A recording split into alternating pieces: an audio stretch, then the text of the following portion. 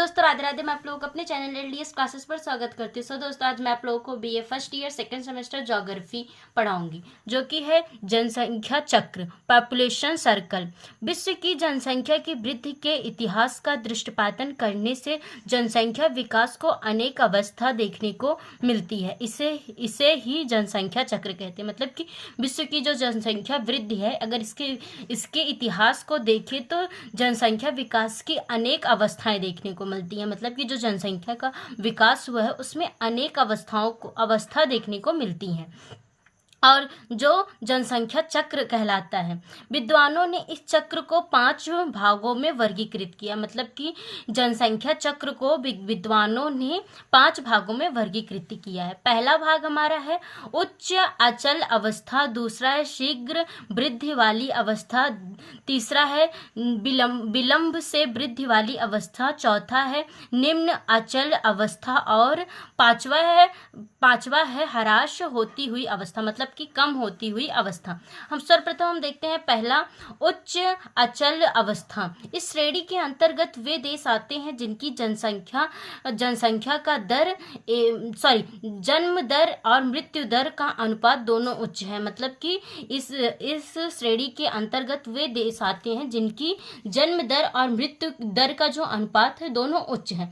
प्रायः दोनों दर समान होने के कारण जनसंख्या वृद्धि नहीं होती। मतलब कि जो जन्म दर है और मृत्यु दर है वह बराबर होती है, जिस कारण यहाँ पर जनसंख्या वृद्धि नहीं होती है।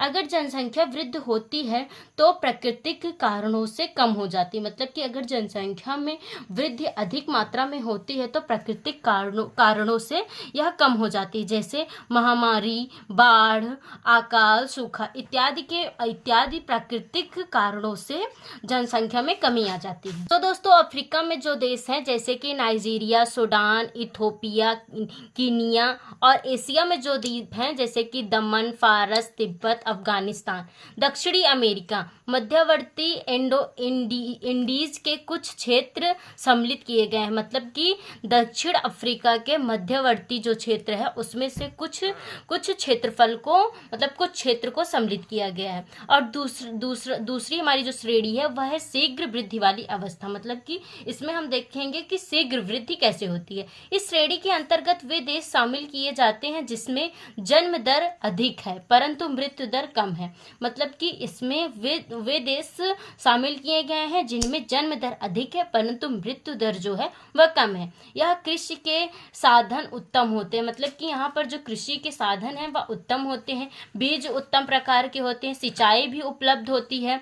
और इसका जो उदाहरण है, मतलब कि कौन से राज्य इस परिस्थिति में संबंध रखते हैं, जैसा कि भारत, म्यांमार, श्रीलंका, पाकिस्तान, वियतनाम, तुर्की, कोरिया, ईरान, इराक।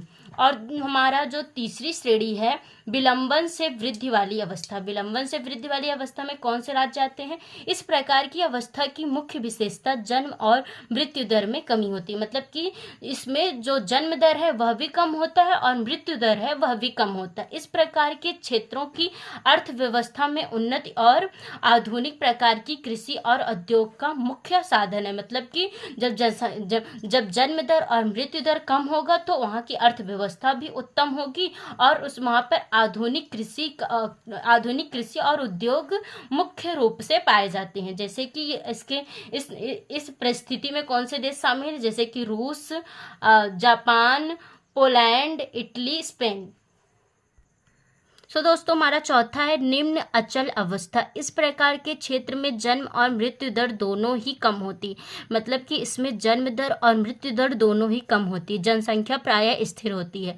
जनसंख्या जो है वह स्थिर होती है, ना ही घटती है और ना ही बढ़ती है।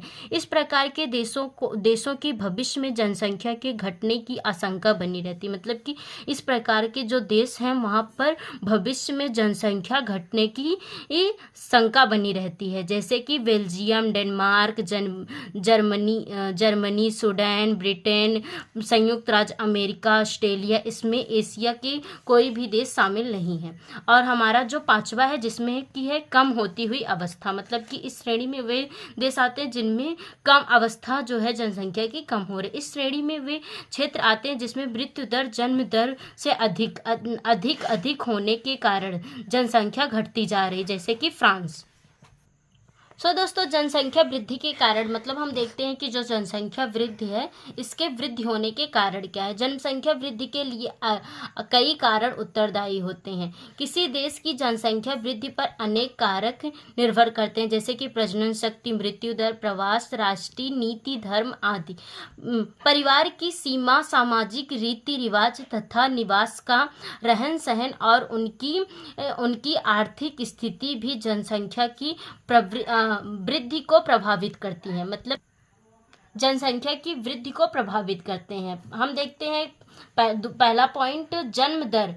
प्रति 1000 व्यक्तियों के पीछे कितने व्यक्ति जन्म लेते हैं उसे उस व्यक्ति का जन्म दर कहते हैं। मतलब कि प्रति 1000 व्यक्तियों के पीछे कितने व्यक्ति जन्म लेते हैं उसी संख्या को जन्म दर कहते हैं। जन्म दर भिन्न भिन्न देशों में भिन्न भिन्न होती है। इसका कारण है सामाजिक दशाओं में अंतर होना। कहीं बाल विवाह अधिक है, मतलब कि जो प्रति व्यक्ति जन्म दर है वह भिन्न भिन्न देशों में भिन्न भिन्न होती है। इसका कारण है कि वहाँ की सामाजिक दशाओं में अंतर होना। कहीं कहीं पर बाल विवाह भी अधिक होते हैं। अधिक जन्म दर वाले देश मुख्य कृषि प्रधान और ग्रामीण होते हैं। मतलब कि अधिक जन्म दर वाले जो देश हैं मुख्यतः वहाँ पर कृषि अधिक मात्रा में होती है और वह ग्रामीण क्षेत्र है और शिक्षा की कमी होती है। मृत्यु दर, जन्म दर की भांति मृत्यु दर में भिन्न भिन्न देशों में अंतर पाया जाता है। मतलब कि जन्म दर की भांति मृत्यु दर में भी भिन्न भिन्न देशों में अंतर पाया जाता है। विश्व में ऐसे कई देश हैं जिनकी मृत्यु दर अधिक है। मतलब कि विश्व में ऐसे कई देश हैं जिनमें उनकी मृत्यु दर अधिक है। इसका कारण है कि उचित भोजन और उपलब्ध करा पाना।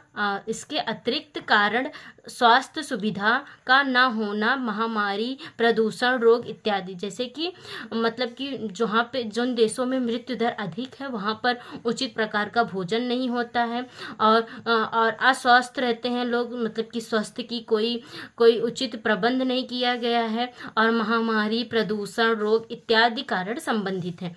और 1920 के बाद स्वास्थ्य संबंधी सेवा में वृद्धि हुई। मतलब कि 1920 के बाद जो स्वास्थ्य सेवाएं हैं उनमें वृद्धि हुई।